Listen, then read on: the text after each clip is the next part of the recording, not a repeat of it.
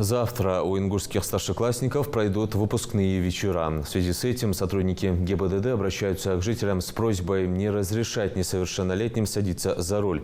Нарушители будут наказаны в соответствии с законодательством. Как отметили в госавтоинспекции, такие меры необходимы для обеспечения безопасности всех участников дорожного движения. Поэтому напоминаем вам о том, чтобы вы соблюдали правила, ни в коем случае не передавали право управления своим детям, берегли их и воспринимайте то, что мы делаем, что идет это только во благо. Чтобы дороги были безопасны, ваши дети были бы также в безопасности.